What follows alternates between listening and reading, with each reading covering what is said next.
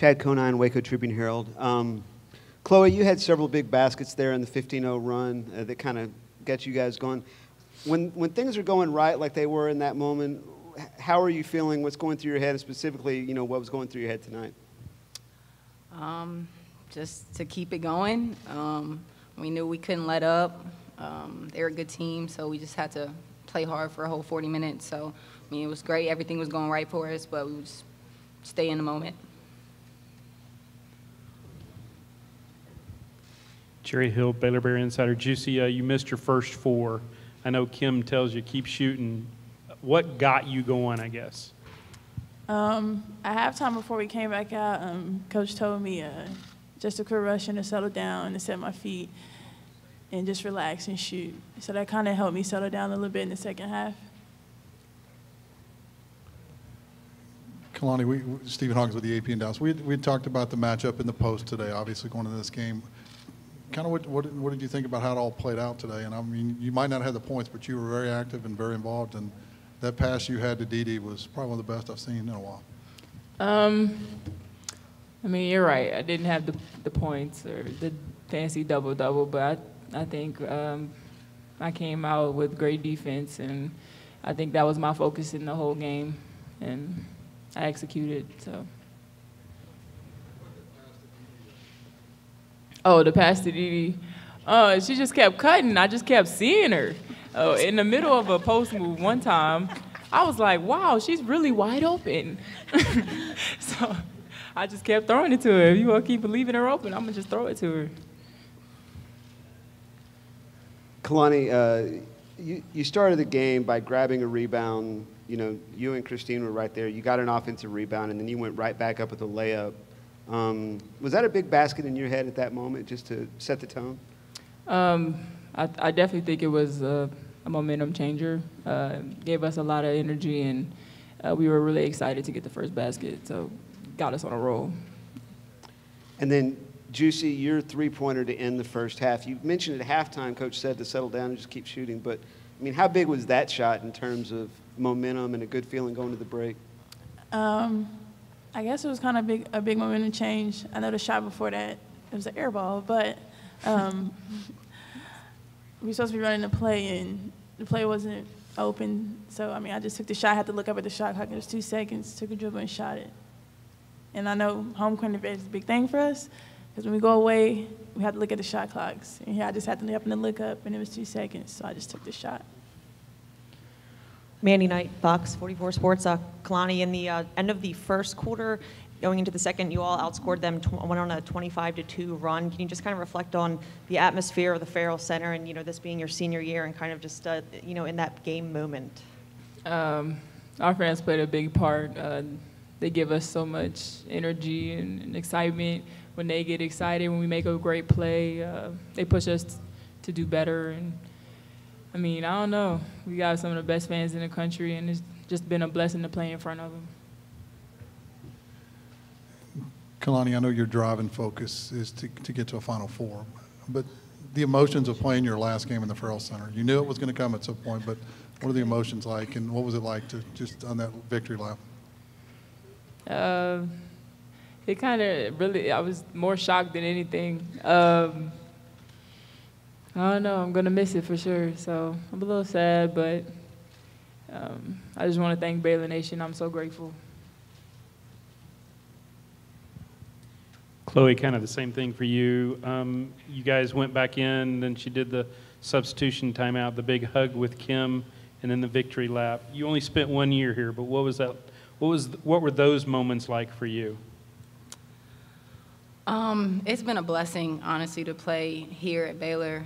I just can't thank Coach Kim for the 1 year and just recruiting me to come here. I definitely think I made the best decision, and the fans have been amazing.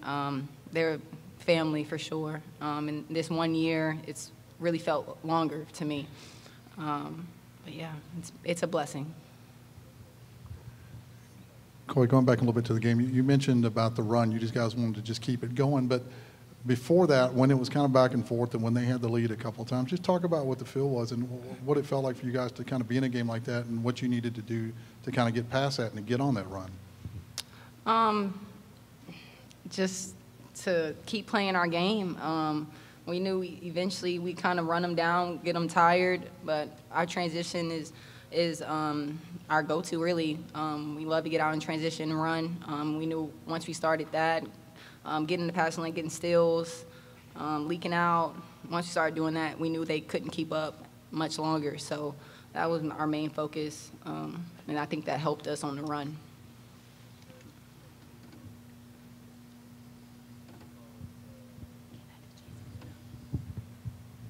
Jason Norris with the AP. Kalani, you talked a little bit about yesterday maybe getting a one-on-one matchup. It looked like they still had 3 on you, but how much did you being able to kind of handle Christine one-on-one really help your defense, do you think?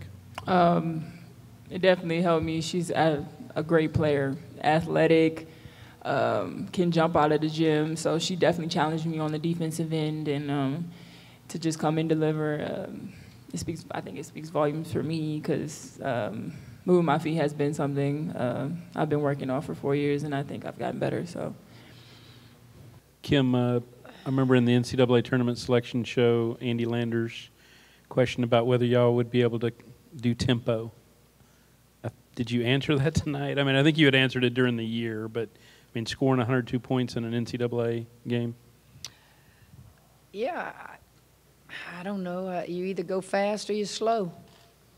I think we were fast tonight in parts of the game, and parts of the game it was a half-court game. So I don't know if there's another part of tempo that he was referring to, but we can do both. I think that when you get down to the top teams in the country, you're going to have to execute in the half court, both offensively and defensively, and we can do that. Kim, clearly the post matchup was fun to watch, but it seemed clear right away that they were going to make your guards beat them. Mm-hmm. And just talk about what Chloe and Juicy and your guards were able to do tonight to do that. Well, I thought 3 things were key to this game, and I said it before in the scouting report. The best defensive team was going to win, the best rebounding team was going to win, and depth is going to be a factor. And I thought all 3 of those things played out. I thought Cox and Kalani's defense, I think that's the first game all year she didn't have a double-double. And you give credit to Cox, who came out and guarded her in the second half. I thought they would go right at her and didn't want to pick have Kalani pick up her 3rd foul. I thought Kalani was tremendous on the defensive end because she was very disciplined. Kalani always has trouble picking up that 2nd foul, leaning into him, wanting to block a shot. And I just told her, I said, the thing that will impress people the most tonight is can you guard her? And I think she proved that she could.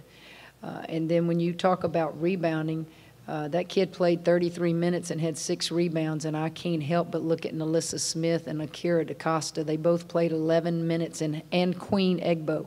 All 3 of those, that's 3 freshmen. They play 11 minutes, and they have unbelievable stats. So therein is the rebounding and also the depth that I thought would play a factor. Chad Conine, Waco Tribune Herald. Kim, do you think of a 25-2 run as sort of a knockout punch, and is that something that you want to see your team be able to do on a given night? Well, yeah, I'd like to see it every game, Chad, but as I told them when we were up 40 in that timeout, don't look at the score. These last minutes, I am evaluating you as we progress in this tournament. And you just keep coaching because a lot of those kids are young. You only have 2 seniors on the team. And I just thought that you just got a bunch in that locker room that can play.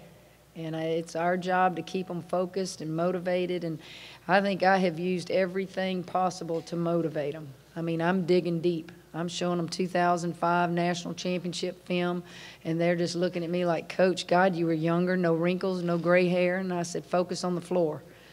Just anything, because, guys, it was a long period. 12 days was a long period between the time our conference tournament was over in playing. And you didn't want to become rusty. You wanted to give them some days off. And I was impressed with a lot of things on that floor for us tonight. We beat a Cal team that was on a roll, that had won a lot of basketball games, that plays in a great conference against some great teams, and we came out ready to play. I thought the crowd was good. They took their Geritol, and I saw some folks that honestly surprised me they could stay up this late, but now that they've proven it, they need to get on that airplane and go to Greensboro. It's my understanding we play the first game, is that right? No. Nope. Second. We play the second game Saturday in Greensboro at 2 p.m. So that's 1 p.m. here, right? Correct. What else? Go ahead. Tyler Bolden, KWTX, kind of touched on that run in the second quarter. Chloe made some pretty big mid-range shots and long twos. Do you think those shots from her really kind of helped space you away from Cal? Well, I think Chloe's ability to shoot mid-range jumpers has made us a very good basketball team, a very dangerous team. And she was a two-player at LSU, an off guard. And you don't want to take away that from her by moving her to the point. So really, it never changed with us on her scoring ability. What did change was she now had to think the game through the eyes of a coach on the floor.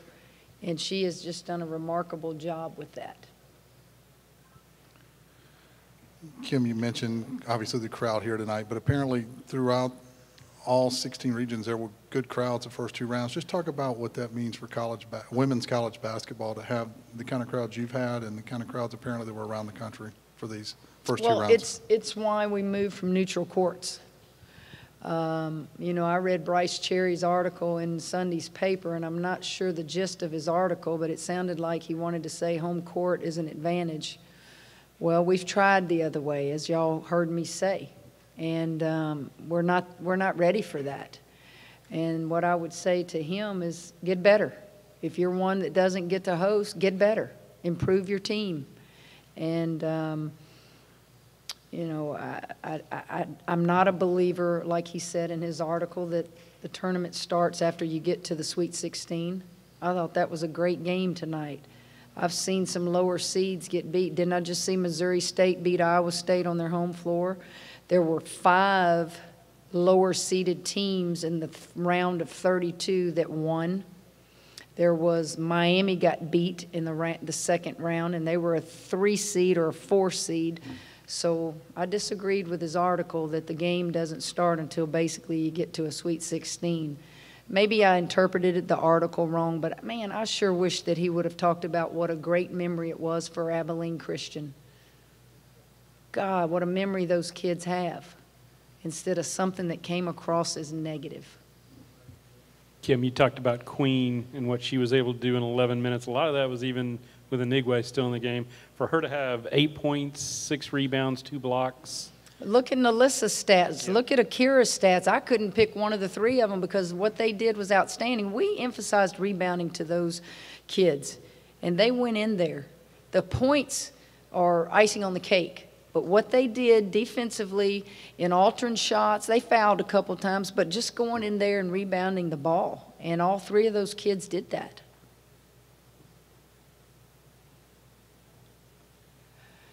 Back there.